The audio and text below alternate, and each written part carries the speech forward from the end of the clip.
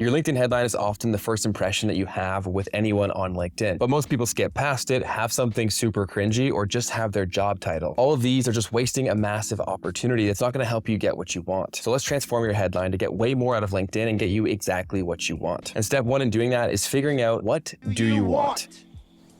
Damn it, what do you want? Specifically, what on LinkedIn are you looking to achieve? Are you looking for a new job? Are you trying to get clients? Are you trying to network with other people? Figure out exactly what you're optimizing towards and then make your headline focused around that specific thing. If you want a job, speak to managers. If you want clients, speak directly to your ideal clients. If you want connections, speak to your ideal connections. And frame it in a way that's value first for them. Everybody is always wondering, what's in it for me? And by making your headline value focused for who you're trying to attract, it's going to make it very obvious what's in it for them and make it way more likely they connect with you and give you what you want. That's the first and most important thing. Figure out exactly what you want. Step number 2 is a framework to make an amazing headline every single time. And it goes like this: your role plus your industry plus your impact plus a little spice. So your role and industry should look like this: SEO specialist for tech startups. That's a good example. Here's an example of a bad one: digital marketer. It speaks to no one, it is super broad, and it won't help you get what you want. Be specific. It's going to make it very obvious the right people are in the right place. The next part of the formula is your impact.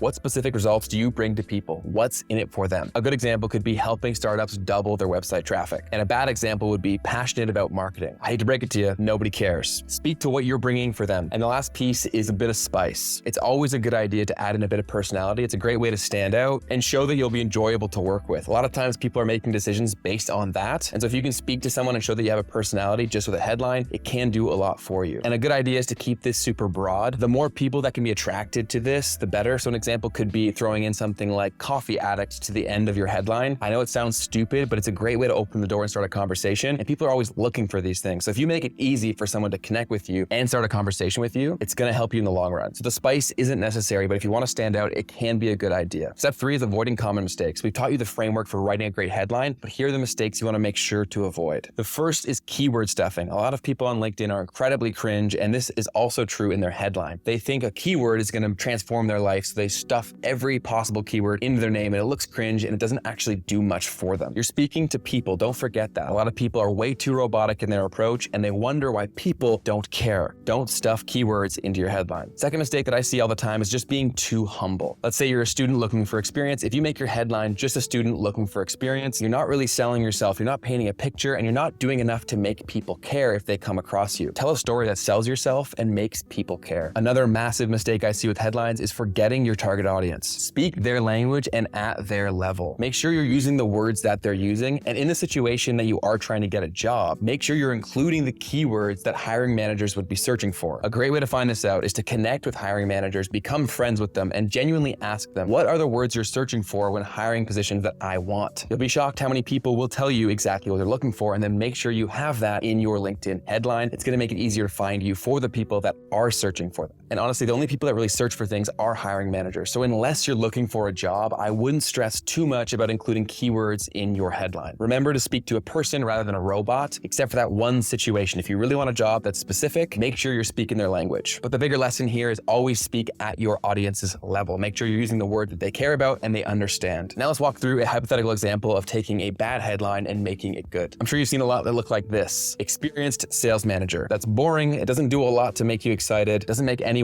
invested. And here's a better example: B2B sales leader. There's more of a story there. So that's the role. And then here's the industry and impact: helping pharma companies scale their revenue by 30%. That's super specific and outcome oriented. So anybody who wants that transformation knows that you can provide it. And if you want to add a little bit of spice, you could add mentor and deal closer. That would be a great example if you're looking for new opportunities in the job market. It's adding in some of the extra things that you know your ideal people are looking for, and including that in your headline can be a great way to make sure that it's read and understood. So let's look at those two examples side by side. Do you see the difference in a good one versus a bad one? The bad one doesn't do a whole lot. It's wasted real estate. It's not helping you achieve anything that you want. The better one tells more of a story. It shows that you actually can deliver an impact to your target people, and that you know who those people are, and that you have a bit of expertise and personality behind you. Way better, going to help you achieve way more for everything you're doing on LinkedIn. Now, to help drive this home, I'm going to walk through 2 examples I'm going to show you to show how you can approach writing your headline to get a ton of results. So Chase absolutely crushes it on LinkedIn. He's an email marketer and he runs an agency. And so how he handles telling you what his role role is and what industry he's in. Top e-commerce email marketer and agency owner. So he's saying what he does and what industry he's in while also selling himself. So a really great way of framing that. And then talking to his results.